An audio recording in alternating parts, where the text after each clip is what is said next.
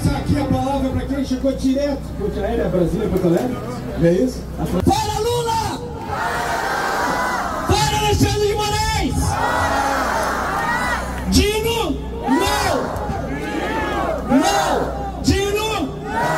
Dino! Dino! Pô, o pessoal tá bem treinado aqui, hein? Coisa boa!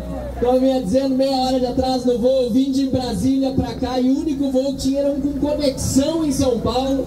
Acabei me atrasando meia hora, mas vendo vocês todos aqui, alguns já foram, mas tantos aqui ainda, mesmo com aqui ameaça de chuva, ninguém aqui de açúcar e muito menos ninguém aqui é comunista. Tá todo mundo aqui pra defender o Brasil. E eu quero trazer diretamente a notícia de Brasília, porque eu estava lá no caminhão hoje de manhã, ao lado de deputados distritais, ao lado de deputados federais, ao lado do povo do Distrito Federal, Camusato, e principalmente ao lado de senadores da República que estão trabalhando pelo Brasil, a exemplo do Rogério Marinho, do Eduardo Girão, do Magno Malta, do Jorge Zeife e outros que estavam em Brasília ao nosso lado lá e que estão fazendo trabalho de formiguinha para convencer aqueles que ainda talvez precisem de argumentos, porque para mim não precisa nenhum, para barrar Flávio Dino no Supremo Tribunal Federal. É um descalabro aceitar que um comunista, criminoso de responsabilidade em série, que faltou por 3 convocações seguidas ao Parlamento Brasileiro, debocha da cara de deputados, fez compras de respiradores lá no Maranhão quando governador, até hoje não investigadas apropriadamente pelo Tribunal de Contas do Estado, e nós ainda temos de aceitar uma indicação dessa ao Supremo. Só poderia ser verdade que se quem o indicasse fosse um ladrão. Infelizmente essa é a verdade.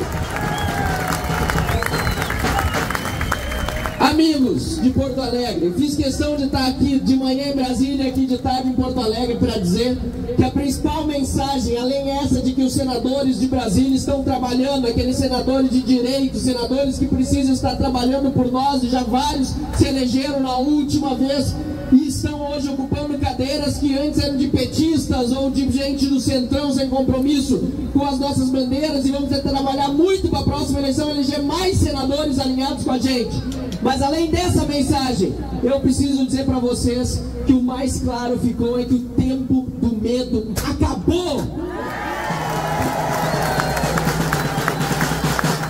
E eu tenho muito orgulho de dizer isso, tendo estado hoje de manhã em Brasília e vejo milhares de pessoas, depois de termos dezenas na Praça dos Três Poderes. Infelizmente, logo depois da trágica morte do Clesão, nós vimos dezenas de brasileiros lá de Brasília, no Distrito Federal, na Praça dos Três Poderes, e agora já são milhares. E como eu tinha dito lá, assim aconteceu aqui em Porto Alegre, no banquinho do Parcão éramos algumas centenas, depois passamos a ser milhares, e logo fomos milhões às ruas em todo o Brasil e vencemos aquele grande desafio.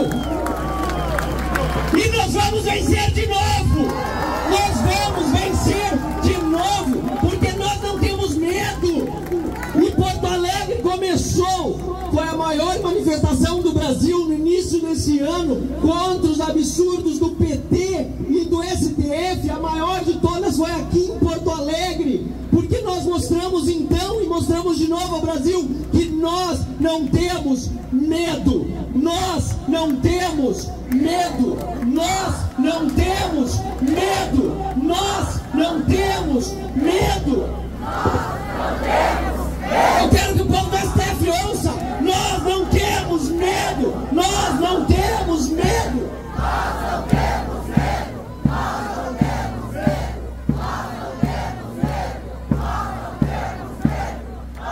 É isso, pessoal. Nós não temos e não podíamos ter, apesar de terem nos paralisado. Agora o medo, como eu digo, pode causar 2 reações da pessoa: a paralisia, o receio de agir, e a segunda, a coragem de enfrentá-lo. E hoje nós mostramos para todo o Brasil, mais uma vez, que o que bate nesse nosso coração verde e amarelo é a coragem de enfrentar os abusadores que chegaram a causar uma morte e não causarão a segunda. Nós não deixaremos. É triste o que estão fazendo, porque o que estão fazendo com as pessoas que estão presas, familiares, amigos, aliás, de muitos de vocês hoje, com tornozeleiras eletrônicas, pessoas honestas que não conseguem mais trabalhar, não conseguem mais sequer viver em paz como viviam antes com sua família, não conseguem se locomover, tem ordens de restrição. O que estão fazendo é perseguição política e tortura.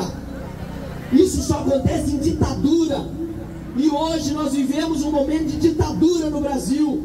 Mas é graças a vocês, e é graças à pressão que vocês fizeram também sobre a Câmara dos Deputados nas últimas semanas, que nós alcançamos, muito obrigado, as 171 assinaturas para a CPI do abuso de autoridade do STF e do TSE. E esta CPI vai investigar e vai buscar a punição desse abuso de autoridade. Porque nós queremos que a lei no Brasil e a Constituição valham para todos. E se tiver que empichar ministro do Supremo Tribunal Federal, e já tem muitos motivos para isso, já muito antes desse abuso de autoridade, nós vamos querer os impeachments dos ministros do Supremo Tribunal Federal.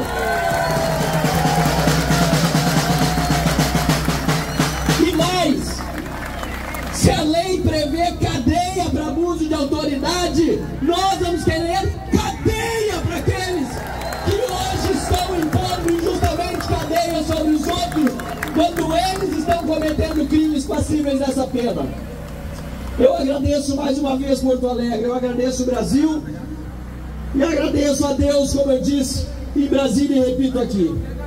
Porque nós não entendemos bem muitas vezes os seus desígnios e não entendemos por que certas coisas acontecem.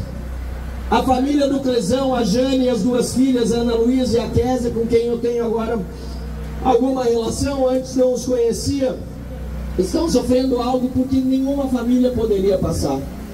Não tem mais o seu pai junto com elas nas ocasiões de festa, mesmo nas de tristeza, não podem mais sair para jantar um dia, assistir um filme na televisão. É um abuso, é um arbítrio, é uma tortura, é algo tão grave que a gente se pergunta como Deus pode deixar isso acontecer com pessoas honestas. Nós nos perguntamos isso o dia todo quando algo acontece de ruim para nós. Mas na verdade nós não temos como questionar os desígnios de Deus, porque Ele é bom em tudo e não é um mal que vai nos deixar parar, porque tampouco existe um mal que não foi produzido para que não haja um bem maior que o supere depois. E é isso que a família do Clezão merece. Todo o nosso abraço e a solidariedade e a certeza de que a vida daquele pai de família que só soube trabalhar na vida toda dele, nunca teve passagem policial, talvez tenha em alguma delegacia, em virtude de algum assalto ou roubo que sofreu, nem sei, porque quem no Brasil é honesto passa apenas na delegacia e lamentavelmente muitas vezes, quando alguma coisa de ruim acontece sobre nós, o que também está na conta do PT, essa insegurança tremenda que nós vemos no nosso país. Uma pessoa dessa precisa ter a sua vida honrada e sua memória celebrada por todos nós. E por isso a vida do Clezão não será em vão. Vão até os confins da terra para buscar justiça para o Clezão e justiça para o Brasil.